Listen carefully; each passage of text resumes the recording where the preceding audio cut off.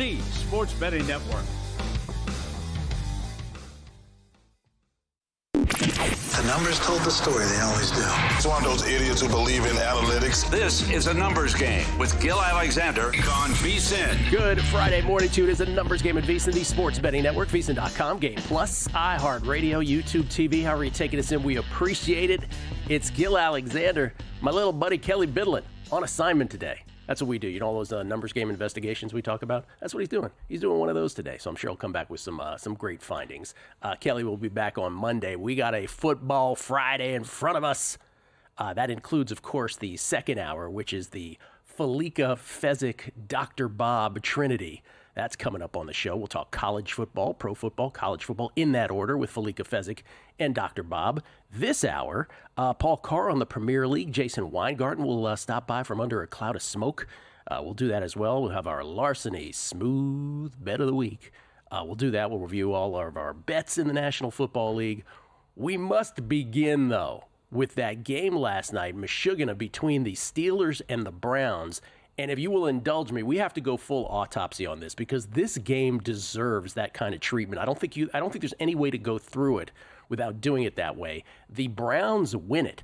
Cleveland Browns 24, Steelers 19. Browns not only cover as 3.5-point dogs, but they win on the money line. The game somehow goes over, which was just unbelievable. I ended up, if you listen to the Megapod yesterday, the Beating the Book Megapod, Aaron Schatz was Todd Wishnev, Will Hill, and myself. He was our guest yesterday. I double dipped here. I had Cleveland plus the points that got there, but I went under 37, and that unbelievably did not get there. 24-19, Mike Tomlin's streak of seasons without a losing season must wait at least another week.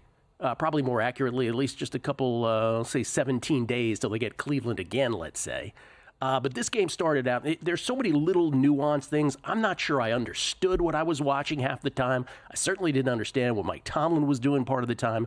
But it started out really weird. By the way, the first half, completely clean, right, in terms of the weather. It was just, your normal, pristine football game. It was a terrible kickoff to start the game. Cordarrelle Patterson bailed out the Browns by picking up the ball before it went out of bounds. And then after a Garrett sack, the first of his three in that first half and of the game, Boswell was forced to a 58-yard field goal. He missed that 58-yard field goal try. No good. Cleveland then, after a 3-and-out, then back to the kicking game, this time a punt, which went awry. Corey Bojorquez 12-yard punt. That was bailed out by an unnecessary roughness call on the Steelers, pushing a guy out of bounds, or still defending the guy out of bounds. That is two kicks, so a kickoff and a punt, in which Cleveland botched both of the kicks but got bailed out of both of them. So it was sort of a portent of things to come, like, okay, this could be the Browns' night. Pittsburgh ends up with a 4th and 2 on the ensuing drive at the Cleveland 38. Fields loses 2 yards, and it was a scoreless first quarter, and the under looked pretty cool. 3-0 Steelers at this point, later in the second quarter. The Browns muffed a kickoff return at the 1 and were granted a touchback. So this was the first thing that I was watching. I was like, is that the rule? I thought if the ball was touched in the field of play and somehow it kicks back, it's still a live ball. No, they gave the Browns a touchback. That was the first odd refereeing thing of the night where I'm like, I don't think I was aware of that. 4th and 1 at the Pittsburgh 14 on this drive that they were granted a touchback on. Chubb gets 5. 2 plays later, Chubb in from 1. 7-3 Cleveland with 4 minutes left in the second quarter. James was 6 of 6 for 50 on that drive. And by the way, that's how the half would end, 10-3 in favor of the Browns, as the half ended on Garrett's third sack. To the second half, 10-3 Browns. And this is where it just got, first of all, the weather just turned. And it started with visible snow. And by the end of this quarter, it was a full-on whiteout. It was unbelievable to watch. By the way, if you grew up in inclement weather or snowy areas of this country, or areas of the country that could get snow in the wintertime, there was nothing more fun than playing football in the snow as a kid, tackle football in the snow. And the second most fun thing was watching football, either at the college or pro level in the snow. And this qualified for that. So 10-3, the Brownies heading into the third quarter. Pittsburgh, 3rd and 10 at their own 34. Wilson to Jefferson for 35. 3 plays later in a whiteout. 3rd and inches. Najee stuffed for no gain. 4th and 1. Tomlin acts like he's going to kick a field goal down 10-3, and you're screaming at the TV like, what are you thinking trying to kick this field goal in this weather? He changes his mind. Wilson to Freiermuth for 9, still have to settle for a field goal after a snap almost sails over Wilson's head on the subsequent second down. Boswell gets a 28-yard field goal in the snow, 10-6 Cleveland, with under 2 minutes left in the third quarter. Now, the Amazon broadcast decides to put in the virtual lines. How do we feel about this? I'm of two minds. One, I appreciate the help in terms of navigating the yard markers and all of that, and the goal line and everything that is involved in a football grid. But part of me just wants to experience like the fans at the game do and have no idea what's happening whatsoever. But they decided to go with the virtual lines. Third and goal now. Cleveland is up 10-6. Third and goal at the 2. Njoku drops a pass, wide open pass in the end zone, wide open. Stefanski decides we're up 4.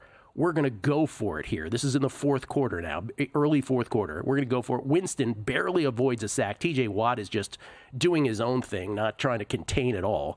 He's running up the field. Winston avoids it, gets in, 65-yard, 10-play drive. On the conversion, his communication device battery is dangling from his helmet after the tackle on the touchdown. In his line of vision, he's still able to overcome that. Njoku this time with an amazing catch in the end zone. So it's 18-6 Browns, 12-16 left in this game, and you're thinking, okay, well, Browns, easy peasy, no problem. Under, probably no problem. Yeah, none of that. None of that. Pittsburgh, 7-play, 69-yard drive. 4:19 is all it took. Fields for 30, the big chunk, as our Justin Fields prediction yesterday came through with him getting a lot of run yesterday. Warren in from 3, 18-12 Cleveland with 7:57 left in the fourth quarter. Then Cleveland 2nd and 9 at their own 25. Winston sacked by Nick Herbig. Fumbles. Deshaun Elliott recovers, and you're like, oh my God, Mike Tomlin's magic beans are happening again. This is the luckiest team in professional football. Pittsburgh set up at Cleveland 27. Third play, Wilson to Austin from 23 out. 19-18 Steelers. Somehow they're leading this football game. 2-point try fails. 6:09 left. Pittsburgh up a point. Cleveland, 2nd and 12 at their own 36. Amazing pass from Jameis to Judy for 26. But 3 plays later, Winston overthrows the intended receiver picked by Dante Jackson. That is Jameis Winston's career in a nutshell. Great play, followed very quickly by an awful play. And with 4:22 left, the Pittsburgh Steelers have the ball up 1. But it's a 3-and-out. 3rd and 4 at their own 30. Fields incomplete, deep for Pickens. Okay, why are we putting in Fields to throw the ball deep? That's another one where you're like, what are you doing, Tomlin? What's happening? What are the Steelers doing as a group here? Corliss Waitman then punts it 15 yards for the Steelers. So Cleveland now, it turns to Cleveland, advantage Cleveland, even though they're down a point on the scoreboard. With 2 timeouts left and the 2-minute warning, they're set up at the Pittsburgh 45. Jordan Akins drops a wide-open second down pass where he had a prairie in front of him, where he would have had a huge gain. Instead, it gets to 4th and 4 at the Pittsburgh 38. Jameis to Judy for 5. Here's where the game truly goes just completely wacko. 3 plays later, follow me here. Help me out. I'm going to try to help you out. You try to help me out. 3 plays later, 3rd and 2 at the Pittsburgh 24. Again, it's 19-18 Steelers. Browns with the ball. They don't run. They decide to pass on 3rd and 2 at the Pittsburgh 24 in the snow. And Jameis completely intentionally grounds the ball. But number 55, one of Cleveland's offensive linemen, Ethan Pochich, tries catching it. So instead of the intentional grounding and the loss of down, 15 yards of loss of down, it's a 5-yard penalty without the loss of down. So apparently an offensive lineman can completely bail you out of an intentional grounding by lunging for the ball. Offensive lineman, apparently you should do that every game. I had no idea that was a thing where you can downgrade from intentional grounding to illegal touching of the football. So Tomlin decides at first to decline the penalty. Then he changes his mind and he accepts it. That's another thing that I'm not quite sure I knew was possible. Wait a minute, I thought he declined it already. Now you're allowing him to accept it. So he accepts it. He calls timeout then for no reason. His second timeout for no reason. Wasted a timeout. 3rd and 7 now after that whole ridiculous sequence. Jameis to Judy for 15, untouched. They called, and this I don't know if I understand this to this moment. So it's Jameis to Judy for 15. He is untouched, but apparently the officials blow the whistle that the play is dead or he gave himself up or whatever. And Joey Porter Jr., realizing that he didn't touch Judy, tries to knock the ball out of his hands, and he gets called for delay of game, which is also a complete botch in the weather. Nobody knows what's going on. Only Porter knew, hey, I didn't touch him. Let me go after the ball. He gets flagged for it. So there's that too. So then Chubb goes for 7 yards down to the 2.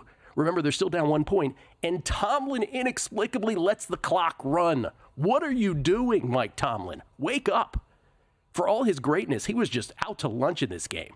So he doesn't use his last timeout. Then Chubb in from 2. Touchdown Cleveland. 24-19 Browns with 57 seconds left. 2-point try fails. Pittsburgh from their own 36 with 50 seconds left with 1 timeout left. They get it all the way to the Cleveland 35 with 6 seconds left, but the Hail Mary goes unanswered. Ball game. The Browns win it 24-19.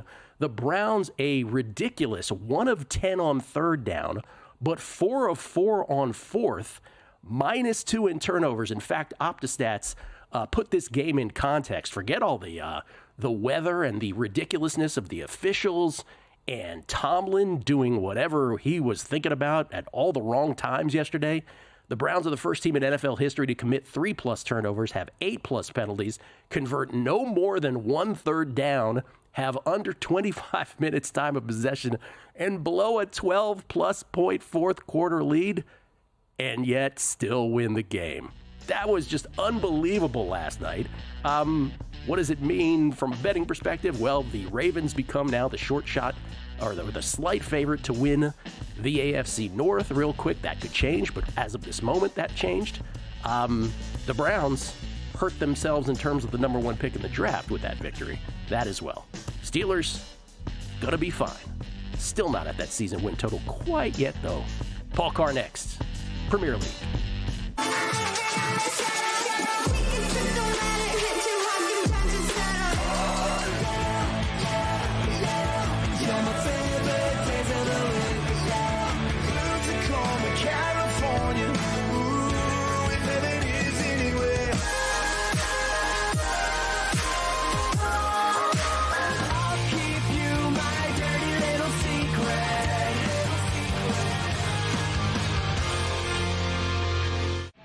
Coming up Friday on Follow the Money, picks and props from Mike Somich. Also, we talked to Pat Forty, the big week in college football, Army Notre Dame, and he'll be at Indiana, Ohio State. Follow the Money weekdays, 4 to 7 Eastern, VSiN, the Sports Betting Network. Want to see who at VSiN is on a hot streak? Go to VSiN.com/picks to see all the selections and weekly leaderboard of VSiN hosts, writers, and guests. Become a VSiN Pro subscriber and get every pick sent to your inbox daily. Just head to VSiN.com/pro. So, Paulie, have you had a chance to read the VSiN Daily yet? Yeah, came in at 3 a.m. What's Bill doing up that late? Well, rumor has it starts off with a 12-hour meditation session. Then he just pours himself over film and live TV, really focusing and taking it all in. Bill's in with the biggest insiders, talking trade secrets, strategies, the whole nine, absorbing the info. And then and only then can the writing process begin.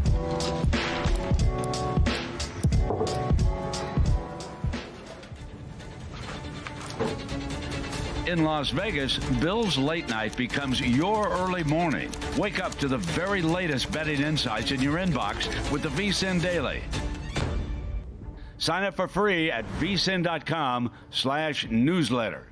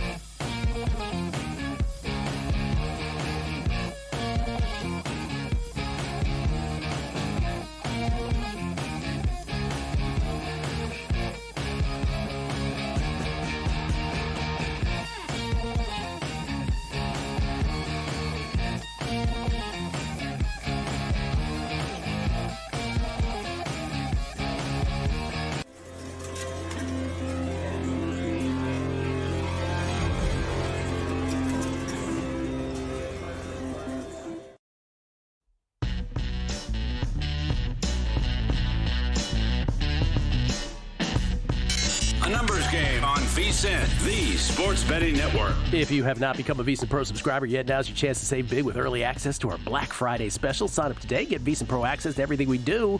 From now through May 1st for only $60. Sign up now, get access to daily best bets, unlimited access to our exclusive betting splits from DraftKings and Circa, premium analysis, 24/7 video access, plus all our betting guides and best bets for the upcoming college football playoffs, Super Bowl, and March Madness. Don't miss our best new subscriber offer of the year. It really is. Visit VSiN.com/subscribe to sign up on our Black Friday special now. That's VSIN.com/subscribe. Gil Alexander, live from Circa Sports here in downtown Las Vegas. Kelly, on assignment today. Kelly will be back on Monday. We get tweets at Beating the Book. Always appreciate it. Big McAvoy. Oh, BG McAvoy. Listen, we gotta shout out our guy Phil Bobbitt yesterday.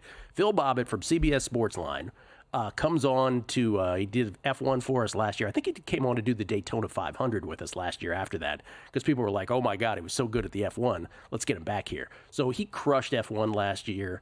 He comes on yesterday and he had bets for the practice round yesterday, the practice qualifying tonight, and then the actual Las Vegas Grand Prix tomorrow night. Well, he picked up where he left off. Yesterday, a 2-0, a very nice, swift, clean 2-0. One of which was a 4-1 play. He had, who were the two? It was Lewis Hamilton and George Russell. I think Russell was top 3 and Hamilton was top 6, or was it vice versa? Either way, he gets it done. BG McAvoy, great segment on F1 yesterday. I parlayed the free practice top 3 and top 6. Got 850-1, plus 850-1 in a big win. Thank you. Motor City Mike, big loud shout out to Phil Bobbitt. I took his 2 picks for last. I don't know for last what he means there. I took his 2 picks and parlayed them into a lovely plus 850. Everybody's parlaying his stuff. He didn't really recommend that, but good on y'all. The plus 850 for tonight is long gone, down to plus 280, but the guy he liked better is 3-1. I'll bet both and see which cashes. Also parlayed his Saturday picks, $18 to win $5,000. Listen, you parlay people, stop it. But I hear what you're saying. Buddhist Man tailed Phil Bobbitt. You can follow him at Speedway Steve 2, by the way. Tailed his plays last year with great success. Then he said came right back with them again this year, even sprinkled a parlay of the 2 individual practice plays for a little bonus. These parlays are not sanctioned, people. Las Vegas 514. Yo, what a beautiful sight to see football in the snow. There's nothing like playing football outside in the elements. Can we tell all the dome and turf lovers to scram? Sheesh. The Better Life, Tim Lawson, looking forward to Paul Carr, including Nottingham Forest in his 3-pack today. Well, we're about to find out if that's the case. Let's see. Vegas regular. I was torn on the going for 2 up 16-6 last night. See it both ways, but I guess it worked out. I didn't have a problem with that because it is snow, right? So the elements, the Browns definitely felt like the execution of any kind of kick was going to be problematic. So I had no problem with the 2-point given the elements. That's for sure. Let's talk some soccer. We'll get to more of your tweets in a bit. He comes to us from the heartland, from the middle of the country, Topeka, Kansas, courtesy of the Progressive Guest Line. You can follow him on Twitter at Paul Carr. That's C-A-R-R. He's at True Media Network, spreading analytics throughout the North American professional sports community. And, of course, the host of the Expected Value podcast is Paul Carr, everybody. How you doing, Paulie? Hi, Gil. Always good to talk to you. I got a snow game story. You mentioned how it just captivates people. Oh, yeah. Whenever there was a snow game while I was at ESPN, and you have the newsroom with all these pods, everyone's got a TV at their desk. Like on NFL Sunday and it's snowing in Green Bay, almost everyone would have that game on. Like not Red Zone, not whatever, like that game would be on and just captivate people. It's awesome. And there was a US qualifier soccer against Costa Rica in March of 2013 in the snow. It's just a nutty game. It was during the NCAA tournament, and that game was still on the majority of TVs. That's the kind of, it turns you into a kid. It's transfixing. I don't know. It's just great to watch. Did you, I mentioned this, I was just recapping the game from last night. And at one point I talked about how Amazon decided at some point late in the third quarter, they were probably debating inside, like, well, if it gets too bad, do we do the virtual line stuff? And so they decided to do it, which obviously helps Al Michaels and Kirk Herbstreit to look at the monitor and know what's going on. I think that's maybe even more for the viewer. That's what they're doing it for. Are you pro that or anti that? Because I was sort of 2 minds. Yeah, I am too. It's definitely helpful to watch, and especially like last night I was doing some stuff and kind of half watching it. It made it a whole lot easier. But there is something about the magic of I have no idea what's going on, and you have to wait for the camera to like zoom out like we used to have to do to see where everything is. That is kind of a fun thing for a one-off. There is some fun in chaos. I mean, I was mentioning stuff about the officiating last night, too. Alan Kirk, I sort of have to defend them a little bit because there was a lot of stuff that the next morning, I mean, you pretty much figured out what happened. But again, like the delay of game on Joey Porter where like no one was touched down, I don't think they really got what was happening in that moment, and it wasn't properly conveyed. But all of that has to do with you're trying to fight through your eyesight being, blurred the whole time, if you will. Yeah, I mean, when they were kicking field goals and extra points, I had no idea where the ball was. Al said it too. He's like, I guess it went in. Yeah. The ref said it was good. There was that one where as soon as he kicked it, you're like, I have no idea. I guess it's good. Sure. And it messes up your production options too. You're just not have as many good cameras for things like, was that guy touchdown? And everything gets a little bit out of whack. This was the nightmare scenario. Remember when we had the one Super Bowl in New York? Am I remembering that correctly? We had one at the Meadowlands. Mm-hmm. And this was the nightmare scenario, right? If a Super Bowl, this is why you have them in warm weather locations and in domes, because you don't want this kind of thing to settle an actual NFL title. Though that would be fun, wouldn't it? Nah, maybe not for the title. We'd remember that one. We would absolutely remember that one. All right, Premier League. First of all, how's the season going? You moving the chains as per normal? Yeah, went 2-1 2 weeks ago in last appearance. We're up 3.2 units, I think, for the year right now. Paul Carr, very quietly, just moves the chains. All right. Slow but steady. Slow but steady. All right. By the way, Tim Lawson, The Better Life, was trying to anticipate one of your picks. He says he's got to have a Nottingham Forest play. You do not have a Nottingham Forest play. It was on my short list. There's a decent chance I'll play Forest double chance at plus 215 or so at Arsenal, but it did not make my top 3 here. It is not an official play. All right. Tim. Sorry, Timmy. Let's get to your official plays. You have 2 tomorrow. Yeah, we'll start with Bournemouth. We're taking Bournemouth team total over 1.5 goals at minus 110 against Brighton. This is a lot about Brighton's defense, which has not been very good, giving up the 4th best shots in the league, the bottom half in expected goals allowed. They've got injuries. One of their center backs probably won't play tomorrow. And Bournemouth has quietly been a very good, solid top half team so far. 5th most expected goals on the season. They've scored at least 2 in 5 of 11 games, which is a little lower than you'd want, obviously, to take a minus 110. But against a not great defense, I think that bumps it up. And they've had a couple others they easily could have scored 2 and just didn't finish. And they like to press. They like to kind of give the defense trouble with their attackers, which I think will lead to goals for Bournemouth. So this is Bournemouth team total over 1.5 at minus 110. Team total for Bournemouth over 1.5 goals versus Brighton. And then the old double chance. Man, so we've played 3 straight double chances against Man City on this show, and they've all hit. So we're sticking with it. Let's go. Until it doesn't. Tottenham double chance, plus 160 at Man City on Saturday. Obviously, as I said, betting against Man City is not always the happiest experience, but City is just, we talked about Rodri, who's out. He's the linchpin in the midfield. They've got almost a whole starting lineup of guys who are questionable at best for tomorrow, with Phil Foden and Jack Grealish and Nathan Ake and Akanji and Nunes and Doku and Stones and Ruben Diaz. And you don't have to know who all these guys are to know that missing, 8 potential starters is not good. So City's defense hasn't been great, even with healthy players. They're giving up the best shots in the league. Tottenham might be the most up and down team in the league. Sometimes they look like a top 4 team, and sometimes they look like a bottom half team. But I think the good side will come out here. They always seem to play well against Man City. So Tottenham double chance, plus 160. That's the Tottenham win or draw. Win or draw. Again, I was just going to ask Paul to define for the uninitiated the double chance. Win or draw could be plus a half. Also in your sports book. All right, so Bournemouth over team total 1.5 goals on Saturday. Also tomorrow, Tottenham double chance versus Man City, and then one on Sunday. Sunday, we're going with Ipswich Town to score in the first half, essentially. Over half a goal in the first half at plus 140 against Manchester United. Ipswich Town is newly promoted this season. They've scored in 6 of 11 first halves, and all their numbers tilt toward the first half. Better shots, more shots. They've just kind of worn down in the second half, which is not an unusual thing for a newly promoted team that may not have the depth of one of the bigger clubs. They scored in the first half against Man City and Tottenham, played well against Liverpool. So they're not afraid of these bigger teams. For Manchester United, they have a new manager in Ruben Amorim. This is his first game. He likes to play with 3 center backs, and United has struggled to find 2 healthy center backs this season that are in decent form. So I'm not sure how I'm just not convinced they'll adapt immediately to his schemes. So give me a first half goal for Ipswich Town at plus 140. All right, so over a half a goal first half for Ipswich Town versus Man U on Sunday. Paul got it at plus 140. Always shop around for the price. So a little bit of everything. No game totals, which is usually a staple. No straight sides. Yeah. Okay. Funky. All of this will be, again, a little funky.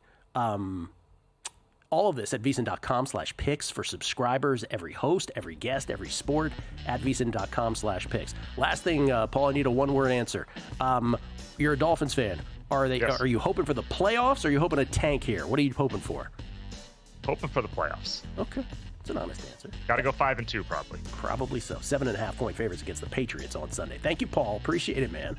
Have a good weekend. You too. Moving the chains with Paul Carr. We'll come back. Our Larceny Smooth Bet of the Week. That's next.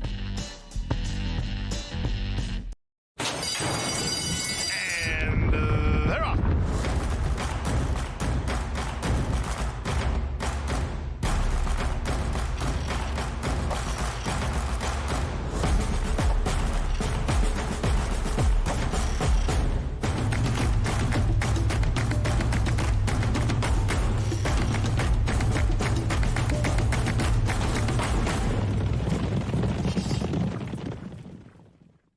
You spoke, we listened. Introducing the all-new VSiN Watch app.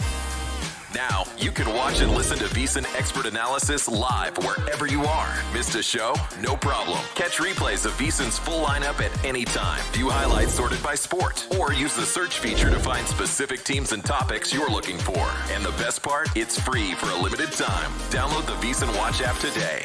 Available now on the App Store and Google Play. And join us on the Sports Betting Network.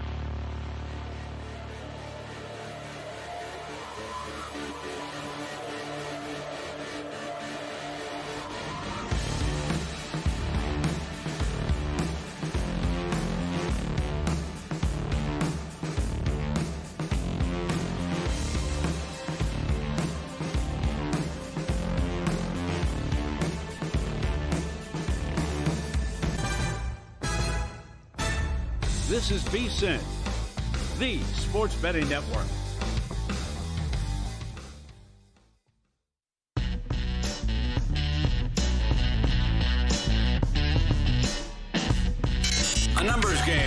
VSiN, the sports betting network. The VSiN Watch app, so good. Makes it easy to watch or listen to VSiN anywhere, anytime on your phone or tablet. For a limited time, only you can watch it for free. I think Janet Jackson sung about that, anytime, anywhere. She was talking about the VSiN Watch app. Visit the Apple app or Google Play Store now to download the VSiN Watch app. Get 24/7 access to our live audio and video stream. Watch replays of your favorite VSiN shows. Easily stream video to your smart TV. Browse clips by sport or use the search feature to find the specific VSiN expert insights you're interested in. The VSiN Watch app, free to download for both Apple and Android users. Bet you didn't know there was a slow jam about it. It's really, really good. Never messes up. You can go back months and find segments from your favorite shows. Really awesome. Check it out. Don't only check it out, download it now for free. We get tweets at Beating the Book. Oh, maybe we don't. Yes, we do. We get tweets at Beating the Book. I always appreciate the feedback from everybody. Brandon Kyles, great recap, Gil, as a Steelers fan and backer. Cleveland's fourth down conversions were excruciating. Waltman's 15-yard punt was anxiety-inducing, and Tomlin's late game time management had me beating my head off the wall. Absolutely. Just Mike Tomlin might be a great motivator, but that was the opposite of a Rembrandt last night. Let's put it that way. Rick Mockery. Sounds like Kelly caught that F1 flu after last night's winners. He's on assignment. What are you talking about, Rick? He set him on assignment for those A&G investigations. And then Mike Alvarez. We always like Mike Alvarez. Says the Browns winning yesterday stopped a tweet storm from me on behalf of Mike Tomlin that would have been comparable to the snowstorm in Cleveland yesterday. Probably for the best since Kelly isn't in today. So it's not as big bang for his buck on that one. By the way, before we get to our Larceny Smooth Bet of the Week, I want to mention there was we like a good point shaving thing. I'm joking, obviously, when I say that, but whenever there's a point shaving thing that comes up in the news, we always like to mention it. This was, I don't know if you all remember this, but this was in early March, earlier this year, right before it was the conference tournaments, and some conferences had started. I was at the West Coast Conference tournament here at the Orleans watching Pepperdine play. But some conferences were playing their last regular season games, talking about college basketball. And one of those was Temple. And the reason I remember this so vividly is because at the Pepperdine game, I actually saw Matt Holt from U.S. Integrity. And then by the end of the game, he was gone. And I never put two and two together. But this was the night where the very strange betting went on with that Temple game against UAB. I'm talking about Hasir Miller. He was a Temple basketball player. He later transferred to, went in the transfer portal, went to Vatech.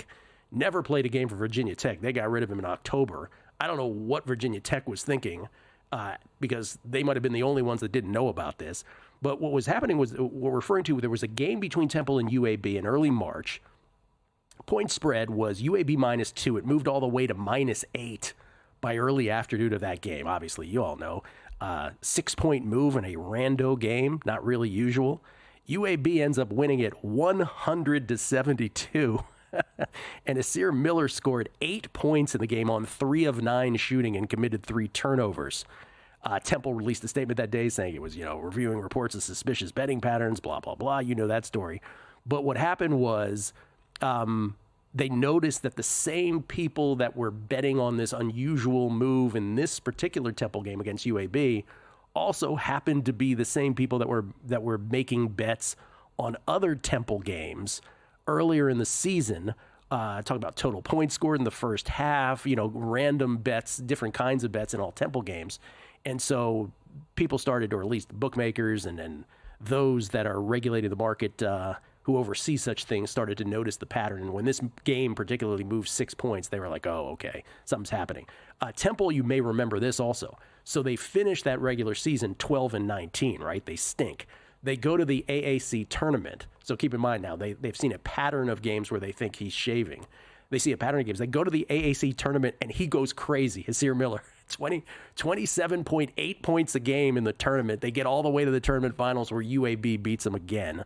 And anyway, this came up out of nowhere sort of yesterday, like, oh, yeah, the investigation is for real. The FBI doesn't comment on such things, by the way, just to be perfectly accurate about it. But this thing is moving forward, and it does not look good for Hasir Miller. And let's just say that this is different from that Jonte Porter thing in the NBA. Remember, the Raptors' Jonte Porter, who has been banned from the game. Remember what he would do with his co-conspirators is he would just bounce out of a game. Like 3 minutes in, he'd be like, oh, my arm. And he would just leave the game, and so all of his unders would hit. But that is the latest in point shaving in your sports betting world. But that's no surprise to any of us who are in this. For some reason, it was a surprise to people who reported on this yesterday, I guess because of the confirmation of the FBI investigation. Which brings us to our larceny smooth bet of the week. Oh, yeah. Gotta love that music. Larceny, ladies and gentlemen, as always, the smooth bet of the week presented by Larceny Wheated Bourbon. Lock in a win and seize tonight. Bardstown, Kentucky. 46% alcohol by volume. Think wisely. Drink wisely. We went over this earlier in the week. I'll go over it again. It's my bet on most improved player in the National Basketball Association. I took Norm Powell of the LA Clippers at 18-1. Since then, by the way, right after I made the bet, Powell was like, oh, my hamstring hurts. I'm going to be out 2 games. So the second of those games is this weekend. That said, though, here is my reasoning. If you look at the odds here for most improved player, let's just take it one by one. Let's just start at the top here. Jalen Williams of the OKC Thunder. Great ball player, but from 19.1 points a game last year to 21.8 right now. You're going to probably need a bigger stat boost than that. And again, you have to determine what are these voters going to care about? Are they going to care about advanced metrics or more of the counting stats? And I would contend it's still more of a counting stats thing. So Jalen Williams does play for a good team. I'm not sure how much most improved player associates with you having to play for a great team. You certainly don't want to play for a team that stinks, but the difference between a great team or a middling team, I don't think has a huge impact on this award. Certainly hasn't in history. So, a 2-point per game improvement for Jalen Williams. Next, he's plus 425. Franz Wagner. This is our chief competitor here. Franz Wagner of the Magic, plus 550. Last night, Wagner, 37 points, including the game-winning 3 with 2.5 seconds left over Cam Reddish of the Lakers. So that's good for anybody who has a Franz Wagner ticket. He is at plus 550 now. He has shortened to plus 550 as the second shot. So I contend that great performance last night, but again, it's from 19.7 points a game to 22.3. Okay. Still not like a wow kind of improvement, even though I have nothing bad to say about him. Then you go, Jalen Johnson, plus 650, good player, 16 points a game to 19.1. I know there's other things besides points, but that's typically where things start. Obviously, he also has improved in rebounds and assists, 8.7 to 10.2, 3.6 to 5.3. So he's more of a triple-double contender. Is Jalen Johnson. LaMelo Ball, this is not a comeback from injury award. Played 36 games 2 years ago, 22 games last year. So, by noting that it's most improved player and not comeback player of the year, I'm not too worried about LaMelo Ball. In the case of R.J. Barrett, it's from 21.8 points a game to 23.8. In the case of Dyson Daniels, this is a big point improvement, but it's from 5.8 to 14.6 currently. Early season numbers I'm giving you, obviously. You usually don't come from oblivion to, hey, look, this guy's good. It's usually from good to great. The other one candidate I sort of like to talk about, Cade Cunningham, great player. By the way, hurt his hip last night. I hope he's okay. We'll see what's going on with him. From 22.7 points a game to 23.5, which brings us to Norm Powell. Norm Powell from 13.9 points a game last year to 23.3 currently, and is shooting, I shortchanged him the other day, 48.7% from behind the arc. Do I expect it to stay at 48.7%? I do not. But man, so far, give me that at 18-1. And that is your larceny smooth bet of the week, courtesy of Larceny Bourbon, of course. In order to have a nightcap, you need to have a night first. Make good on some bets, then pour some smoothness in your glass with Larceny Wheated Bourbon. Whether you're making a paper plane out of your parlay ticket or celebrating a big payout with a classic Kentucky Mule, Larceny has all the flavor you need to craft cocktails so tasty, they'll have you toasting victory like a high roller. You're in charge, so lock in the call. Find a bottle near you at larcenybourbon.com and seize tonight. Numbers game brought to you by Larceny Bourbon, Bardstown, Kentucky. 46% alcohol by volume. Think wisely. Drink wisely. Last thing, no surprise. Last night, Aaron Judge, MVP in the American League. Shohei Ohtani, MVP in the National League. Both unanimous. Here is Will Hill on the show back in May. I didn't bet it yet, but I think I'm going to. Aaron Judge, 16-1 to win MVP. Now, he had a bad April, but he does have 10 home runs. The leader is Kyle Tucker with 13. if you look at his track record, like the last couple of years, in like 900 or so at bats, he's hit 99 home runs, which doesn't seem real. If he could stay healthy and get somewhere near that pace, he can get probably in the 50s. And look, Soto's the favorite. Judge has had a bad start. There's so much time left. I mean, look at a couple of years ago, Harper was 30-1 in August. Robbie Ray was 150-1 at the All-Star break. Look at football. Lamar was 15-1 a couple weeks ago. The first month, I don't want to say doesn't matter because all the stats count the same, but there's plenty of time left. There's over 100 games. If he gets in the 50s for a Yankees team that's going to win, maybe close to 100 games, is in first place right now. I just think he was 6-1 to start the year. At 16-1, that's probably an overreaction. You're getting a decent number there at 16-1 for a guy that could hit 50-something homers for a first-place Yankee. There you go, Will Hill. Give him his flowers. Nailed it on May 15th on Aaron Judge. Jason Weingarten nailed Chris Sale. We'll talk to him on the other side. It's a numbers game at VSiN, the Sports Betting Network. Got a good thing coming, just wait and see. It's a good.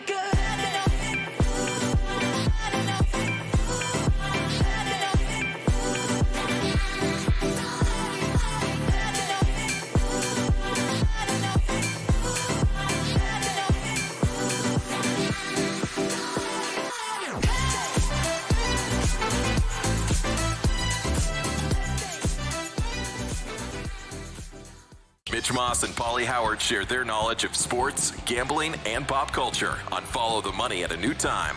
Like the guy can play football. Yep. And without him, we're talking about this team maybe being the worst one in the entire league.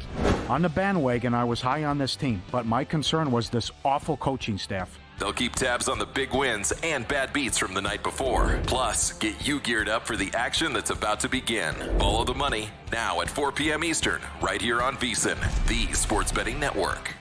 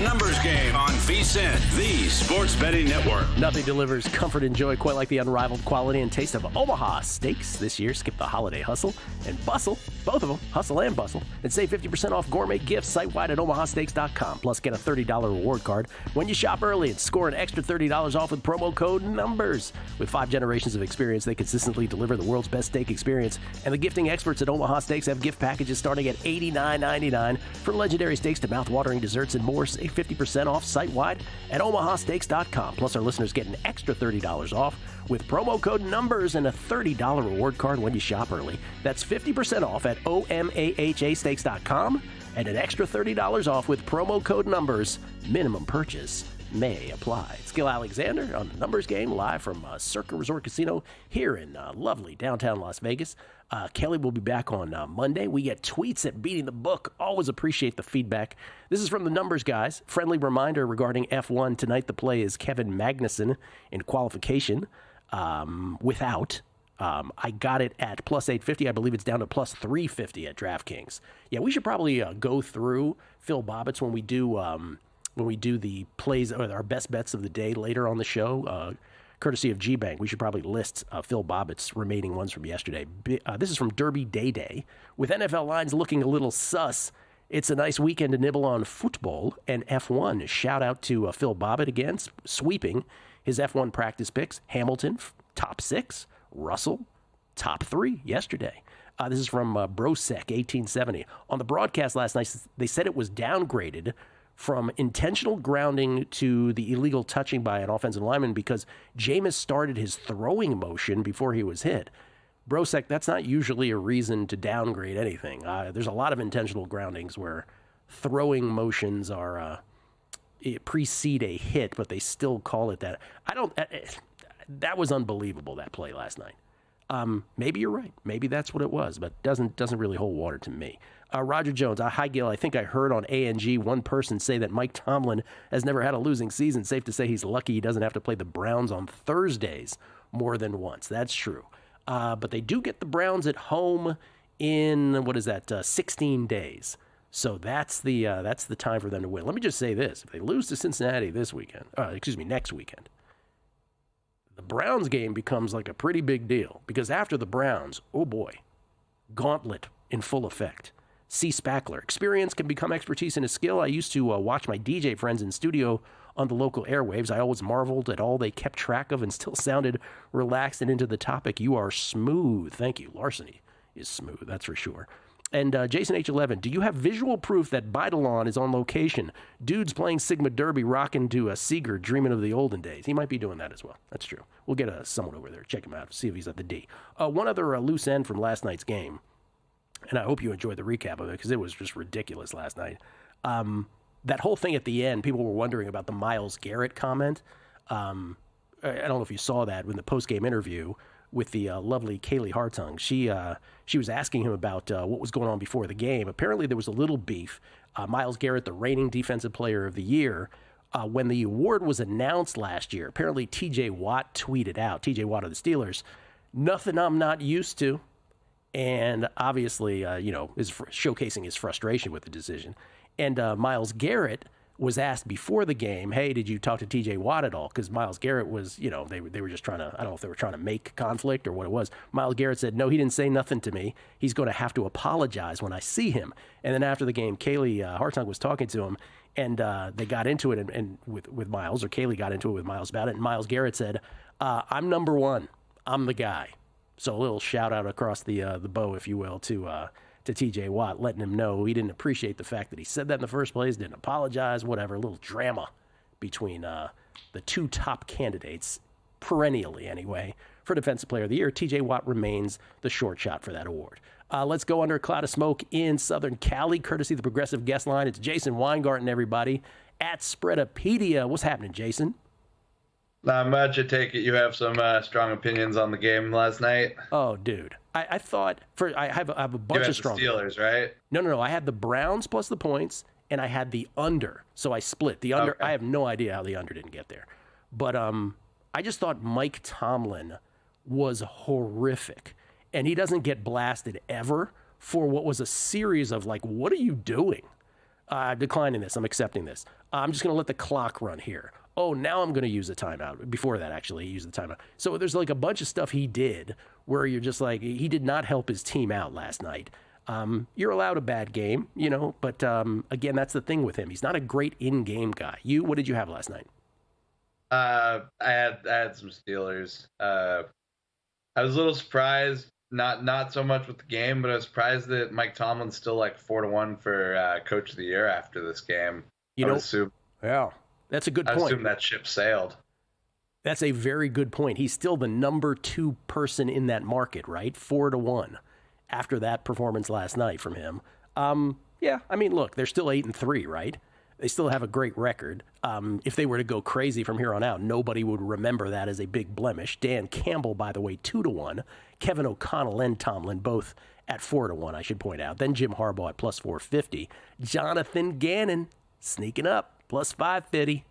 There you see everybody else. Dan Quinn and Sean Payton, the only two others in single digits. That's a lot, though. 7 different NFL coaches in single digits. In other words, nobody has any clue what's going to happen. You? I don't think I have much of a clue what's going to happen. I do think Dan Campbell probably deserves to be the shortest odds right now. O'Connell, I don't know. Tomlin, not a huge fan of at that number. I would think Jim Harbaugh's probably got a pretty good chance. People like him. Voters like the name. Sean Payton's got a chance, especially if they somehow make the playoffs with the Broncos. I would assume that he'll absolutely be, one of the top 2 or 3 vote getters. But if it was me right now, I'd probably have Campbell, Harbaugh, Gannon, and Payton on my, my voting 1, 2, 3 in some rank. I don't know what, but probably Harbaugh if I had to vote. Hey, we ran a clip from May 15th, last segment. Will Hill calling his shot on Aaron Judge for MVP. May 15th, it was 16-1. He was like, I'm a bet Aaron Judge at 16-1. We couldn't find yours for Chris Sale for National League Cy Young. What number did you have on Sale, and when did you bet it? 50. I might have bet it around March 1st, possibly even the end of February. I was really early. It was like one of the first bets I made, and it was mostly just throwing a dart and being like, well, it's Chris Sale. If he's healthy, if he throws the innings, he'll definitely have the opportunity to put up the numbers, and he did. Will's Aaron Judge bet was really good because at that moment I was very convinced Juan Soto was the guy, especially on the Yankees, and that price drifted out on Judge, and that was a great bet. So many props to Will on that one. Yeah, it was Juan Soto, and then I remember we talked about Jose Ramirez at that moment as well. It was still, remember, Jose Ramirez never got shorter than 25-1. He was always out there, super tempting at that point in the season. Both Judge and Ohtani last night for MVP. No surprise, unanimous selections for MVP. I think Bobby Witt was a unanimous second place in the American League also for second place in that because he had a ridiculously great season as well. So it ends with no drama whatsoever, the award season. And once again, as we talked about the other day, maybe make it quicker before the season or right after the season ends, Major League Baseball. What did you bet football, college or pro this weekend, Jason?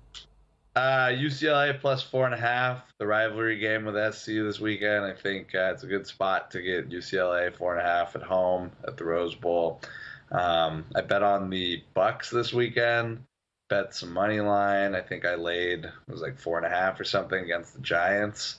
What are the Giants doing? Demoting Daniel Jones and then benching him like this publicly. It's obviously they're tanking, but I can't wrap my head around them coming out and competing the rest of the season. I think it's a good spot to play the Bucks this weekend. Yeah, poor dude gave that. He gave a little press conference yesterday where he read a written statement about how much he appreciated the organization. Like, I felt so bad for him.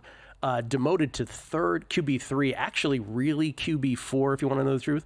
But did you hear the reports like they were having him play safety in practice as well? I don't feel bad for him. He's getting paid a lot of money and he's played terribly, and it's obvious that the team's going to move on from him. So yeah, you know what I mean though. Yeah. The safety part is where I would have been like, deuces, Daboll, you fake coach of the year. That's what I would have said at that point. Yeah, that was probably a little unnecessary to make him go out there and stand on the scout team. Yeah. All right, Jason, appreciate it. By the way, I just want to clarify one thing. I asked you the other day about the UCLA-USC game, and I asked you like not twice but 3 times. I was like, which are you taking? You're taking which side did you end up on? UCLA, you said? UCLA, right. And I was saying, did you have any intel that USC was sick? Because, both of those schools are in LA. I was just saying with your flu bug. Oh, yeah, no, USC is sick. They have players that are sick. Lincoln Riley was sick. That's part of the reason. Okay. I appreciate it, Jason. Thank you so much, man. Pleasure. Talk to you later. Have a good weekend. You too. Jason Weingarten, everybody, from Under a Cloud of Smoke. Football Friday is next. Felica, Fezzik, Dr. Bob. It's a numbers game at VSiN, the Sports Betting Network. This Black Friday, get a VSiN Pro subscription for just $60 through May 1st. Our best deal of the year to